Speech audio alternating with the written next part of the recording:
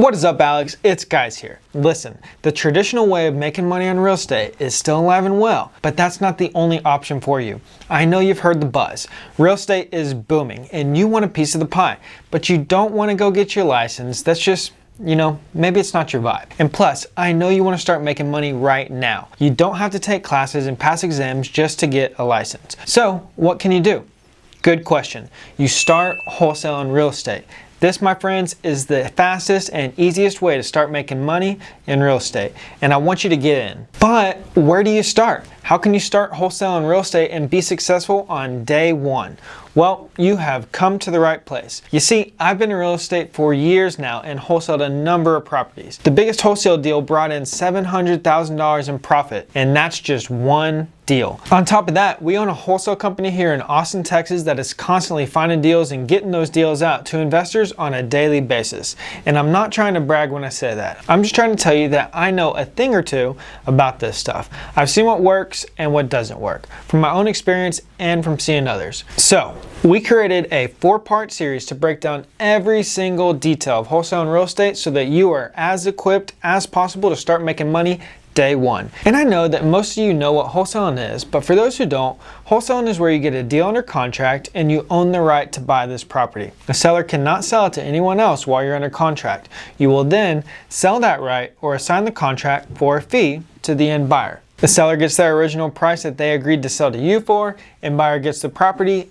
and you get to keep the difference between the original price and what you wholesale it for. Average wholesale fees across the nation are around $16,000, but depending on the deal, it can be much larger. Okay, before we dive in today, I want you to do me a favor. Tap that little like button. It'll help the YouTube algorithm and get this video out to more hustlers just like you. Okay, now let's dive in and get after it. So like I said, this is a 4-part series and today is day one.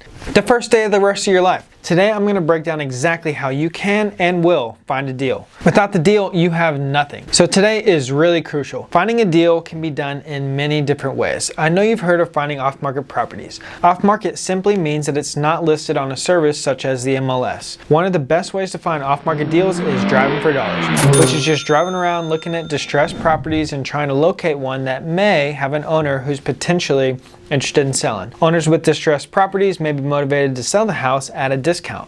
Distressed houses have an overgrown yard or maintenance issues, or they might appear vacant or just look kind of rough. After you find a property, you need to contact the owner. If you have the courage to go knock on the door and introduce yourself right then and there. But you run the risk of the door being slammed in your face. So I suggest you use an app like Propelio. Here you can put the address into the app and send a mailer directly to them. You can also look up the owner's info on the county appraisal district and skip trace their contact info and give them a call. I mentioned this earlier, but a great way to contact a lot of owners at once with little effort is to send direct mail. Yes, direct mail can be viewed as a little bit more costly compared to phone calls, texts, or emails, but it is effective. And you can get a large list and mail several times to the same owners.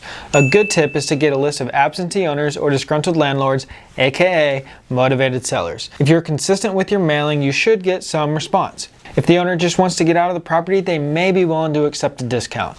Direct mail is an investment that should pay off if you know how to track your leads and you're willing to do the legwork and follow up. The next way to find wholesale deals is networking. Get involved in the real estate investing community in whatever area you're looking for.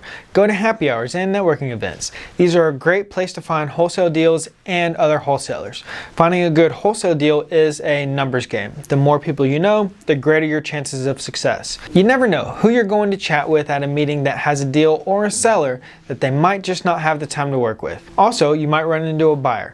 In addition to meeting people and getting deals, you'll also learn so much from being around other wholesalers and other investors. The fourth way to find wholesale deals is to invest in marketing. I'm not telling you that you have to go out there and spend thousands of dollars to get new deals, but just do what you can. Start by purchasing some bandit signs. These are real cheap. They're the small signs that you see in yards or on telephone poles. A lot of them say, "We buy houses cash," or "Sell your home today." And that's fine and dandy. But might I suggest trying to be a little more unique and creative. Try using some eye-catching colors and come up with a catchphrase that sets you apart from the rest. The key with bandit signs is location. A busy intersection or a high traffic area is best. Be aware that some HOAs or even city regulations don't allow these signs, so you do run the risk of them getting confiscated. So track where you put them out, then sit back and let the calls flood in. Last but not least, a great, easy, and free way to find deals is to utilize social media.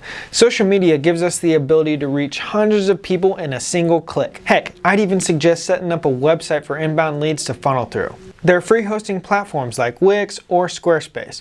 Once your site is set up, you should set up pages on Facebook, Twitter, Instagram, and even LinkedIn. Promote your business and how quickly you can close. By making consistent posts, you are bound to find a handful of people who either want to sell or may know someone who does. It may take you 10 leads or more to find one wholesale deal. Some months you may even have to sift through as many as 20 leads to find that one diamond in the rough.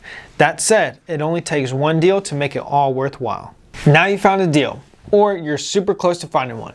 With these steps that I've gone over today, you will have no problem finding your first wholesale deal. And hey, if the steps are done correctly, the deals will more than likely find you. With the influx of properties and homeowners wanting to sell their property, you're going to need to know how to analyze each one that comes in, right? And hey, how are you going to do that?